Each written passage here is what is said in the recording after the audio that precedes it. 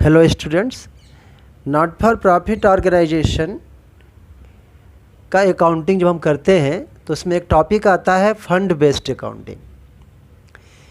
Fund वैसे कई तरह के होते हैं, लेकिन जो आज हम फंड की बात करेंगे एनपीओ का, वो स्पेसिफिक फंड है।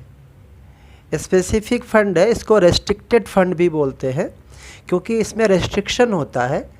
रिस्ट्रिक्शन ये होता है कि जिस पर्पज़ के लिए डोनेशन मिला हुआ है या ये फंड क्रिएट किया गया है, सिर्फ उसी पर्पज़ के लिए इसको स्पेंड कर सकते हैं और दूसरे किसी भी काम में इसको स्पेंड नहीं कर सकते। तो क्वेश्चन है, so how will you deal with the following items while preparing final accounts of Delhi sports club for the year ending 31st March 2020 in the following cases। तो केस फर्स्ट है मैच एक्सपेंसेस। यहाँ कोई fund नहीं दिख रहा है, expenses है तो, और फाइनल अकाउंट में शो करना है।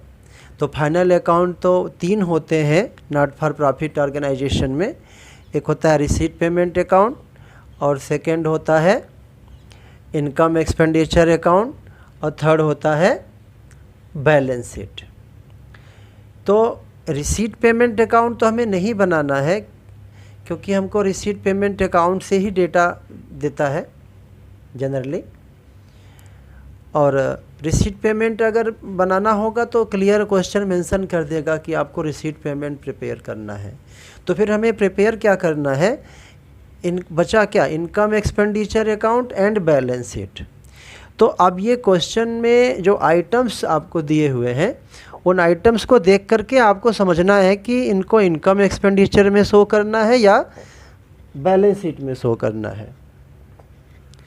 तो पहला वाला देखते हैं, केस फर्स्ट है मैच एक्सपेंसेस, जिसमें फंड है ही नहीं, केवल और केवल एक्सपेंस है। तो एक्सपेंस है तो ऑब्वियस सी बात है कि इनकम एक्सपेंडिचर में दिखाएंगे, और एक्सपेंस है तो नॉमिनल अकाउंट आप जानते हैं रूल होता है debit all expenses and losses. तो इसका सॉल्यूशन है इनकम एक्सपेंडिचर में, ये इनकम एक्सपेंडिचर अकाउंट है, इसमें आप शो कर दिए इनकम एक्सपेंडिचर अकाउंट। ये हेडिंग है for the year ended 31 March 2020। Debit में एक्सपेंडिचर आता है, क्रेडिट में इनकम आता है, मैच एक्सपेंसेज यहाँ पे हमने दिखा दिया। ये तो हो गया केस फर्स्ट का। उसमें एक ही आइटम था, बस एक्सपेंडिचर था, एक्सपेंस था, तो एक्सपेंस दिखा दिए डेबिट साइड इनकम एक्सपेंडिचर का। तो इसमें तो कहीं फंड नहीं था। अब फंड सेकंड में है, देखते हैं सेकंड।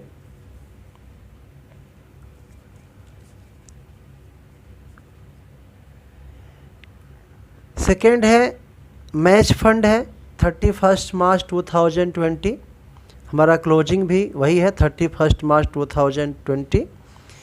25,000 है और मैच एक्सपेंसेज है 14,800। तो ये जो हमारा टॉपिक है फंड, वो इसमें आ गया।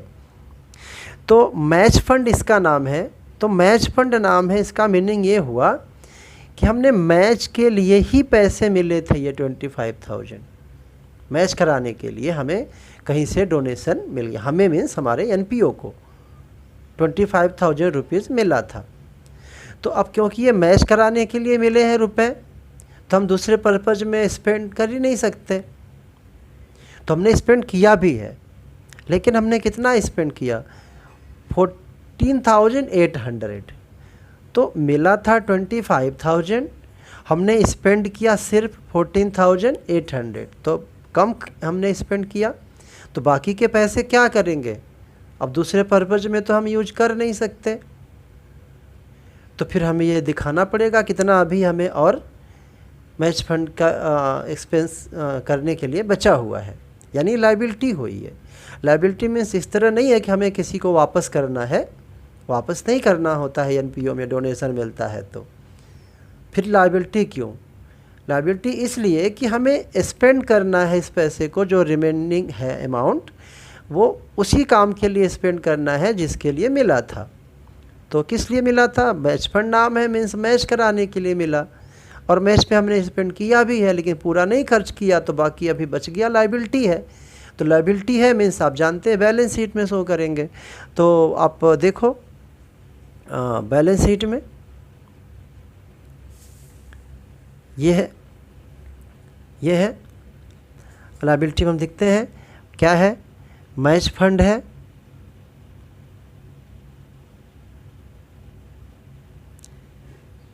मैच फंड कितना है 25,000 मिला है हमें, और हमने कितना स्पेंड किया, हमने स्पेंड किया इसमें, चूँकि मैच फंड है तो इसमें मैच का ही एक्सपेंस माइनस होगा और कोई नहीं, तो 14,800 ही हमने स्पेंड किया मैच कराने के लिए, तो बाकी पैसे बच गए। तो ये हमें केवल और केवल मैच के लिए ही स्पेंड कर सकते हैं, इसलिए लायबिलिटी है, किसी और काम में हम यूज नहीं कर सकते हैं। 10,200 ये हमारे ऊपर लायबिलिटी है।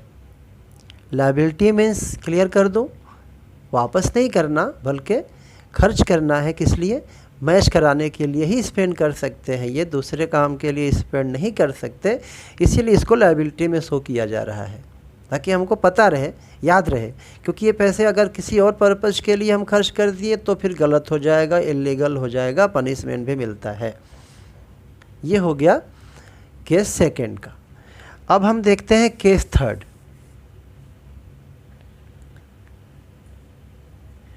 केस थर्ड क्या है कि मैच फंड यहाँ भी है 25,000, donation receipt for match fund, ये कब का है 31 मार्च 19, हमारा क्लोजिंग क्या है 31 मार्च 20, और ये कब का है 19, एक साल पहले का है, यानी ओपनिंग है ये। Donation received for match fund during the 1920 rupees 13,000, during the current year हमको 13,000 और डोनेशन मिल गया, तो हमारी लायबिलिटी और बढ़ गई। फंड लायबिलिटी है, आपको ध्यान रखना पड़ेगा, फंड लायबिलिटी होता है। तो 25,000 रुपीज़ हमको पहले से हमारे पास पड़े थे, पिछले साल से बचा हुआ था, तभी साल ओपनिंग आता है, और करेंट ईयर में हमको 13,000 और मिल गए, हमारी लायबिलिटी और बढ़ गई। और मैच फंड इन्वेस्टमेंट भी है ये प्रीवियस ईयर का। अब ये इन्वेस्टमेंट क्या है, मैच फंड इन्वेस्टमेंट है, ये मीन्स मैच फंड के लिए जो हमें डोनेशन रिसीव हुआ था उसको हम स्पेंड नहीं कर पाए थे लास्ट ईयर, तो उसको और किसी काम के लिए खर्च कर ही नहीं सकते थे, तो उसको सेव करने के लिए हमने इन्वेस्ट कर दिया कहीं, तो हमने इन्वेस्ट कर दिया था उसी पैसे को। तो इन्वेस्टमेंट असेट होता है, कोई भी इन्वेस्टमेंट हो असेट है। फिर जब हम इन्वेस्ट किए थे तो हमको इंटरेस्ट भी रिसीव हुआ 10% के रेट से। कितना इन्वेस्ट किया था 25,000 रुपीज़, इंटरेस्ट कितना रिसीव हुआ हमें 10%, तो यह इनकम हो गई हमारी। और हमने मैच के लिए कितना एक्सपेंड किया 14,400। तो अब हम यहाँ देख रहे हैं कि हमारा फंड ओपनिंग था 25,000 और फर्दर डोनेशन हमें मिल गया 13,000, हमारा फंड और बढ़ गया। इंटरेस्ट रिसीव हुआ है, वैसे इंटरेस्ट तो इनकम में जाता है, इनकम एक्सपेंडिचर में हम शो करते हैं क्रेडिट साइड, बट ये फंड के पैसे से इन्वेस्ट किया गया था तो इसकी इनकम भी फंड में ही इंक्लूड होगी। अगर कोई अदर इन्वेस्टमेंट होता तो फिर इनकम एक्सपेंडिचर में शो करते, लेकिन ये फंड के पैसे से इन्वेस्टमेंट किया गया था, उसके इनकम है ना, तो ये भी फंड में ही ऐड हो जाएगा। और हमने एक्सपेंस किया ओनली 14,400, तो हमने कम स्पेंड किया, इसका मतलब अभी लायबिलिटी हमारे ऊपर है। अब कितनी लायबिलिटी है तो इसको हम देखते हैं। तो हम यहाँ पे सॉल्व करते हैं, सॉल्यूशन देखते हैं।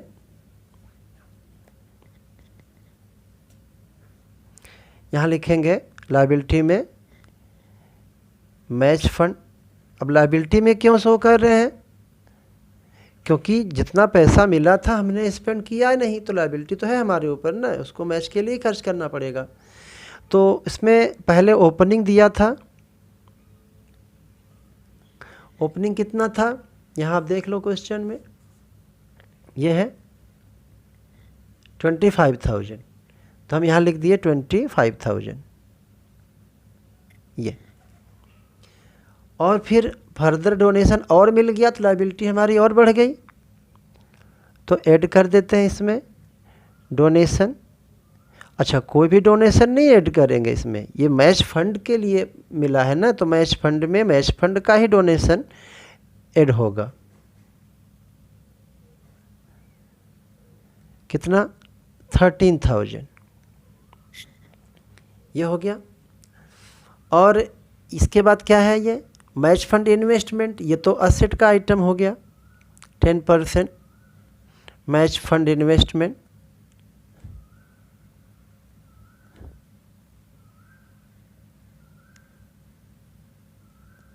ये 25,000 था, ये तो एसेट हो गया। कोई भी इन्वेस्टमेंट है एसेट शो करेंगे।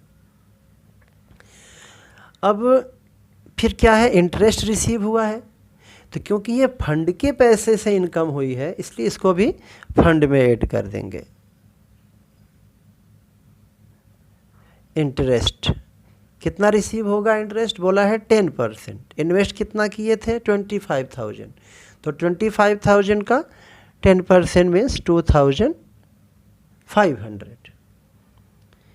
अब इसको हम ऐड कर लेते हैं, तो ऐड कर देंगे तो हमारा कितना हो गया, जोड़ लेते हैं।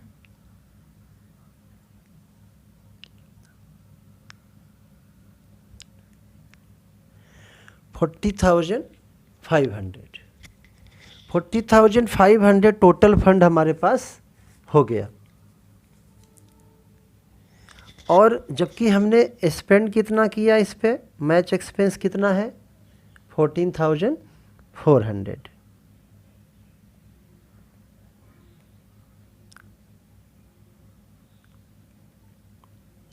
तो बहुत क्लियर है, फंड पहले से था 25,000 और डोनेशन आ गया तो बढ़ गया फंड, इतना इनकम आ गया फंड के पैसे से, तो ये भी ऐड हो गया। टोटल फंड हमारा हो गया 40,500। मैच कराने के लिए हमारे पास पैसे, टोटल इनकम हो गई 14,500, जबकि हमने स्पेंड कितना किया, मात्र 14,400।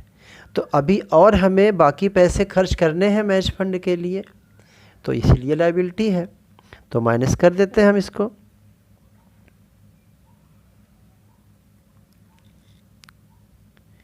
$26,100। अब ये लायबिलिटी है, क्यों लायबिलिटी है, क्योंकि इस पैसे को हम सिर्फ मैच एक्सपेंसेस के लिए ही यूज कर सकते हैं और किसी पर्पज़ के लिए यूज नहीं कर सकते, क्योंकि जिससे डोनेशन मिला था उसकी कंडीशन थी कि आप इसको मैच कराने के लिए स्पेंड करोगे। तो अलग से अगर शो करेंगे तभी तो पता लगेगा ना हमें कि इतना पैसा हमें मैच के लिए खर्च करना है। अगर अलग नहीं करेंगे तो फिर पता नहीं किसी और काम में अगर खर्च हो गया तो फिर तो गलत हो जाएगा, वो फिर इलीगल होगा, फंस जाएंगे उसके जो ऑफिसर्स होते हैं एनपीओ के। तो ये मैच का ये क्वेश्चन बताया, मैच फंड का था। ये कोई भी फंड हो, नाम तो कुछ भी हो, match fund, tournament fund, charity fund, नाम कुछ भी हो, बट तरीका तो यही होगा सॉल्व करने का। तो ये क्वेश्चन है, आई होप कि आप लोग समझ गए होंगे। अगर आप लोग को दिक्कत है तो आप ज़रूर मेरे से कांटेक्ट कर सकते हैं।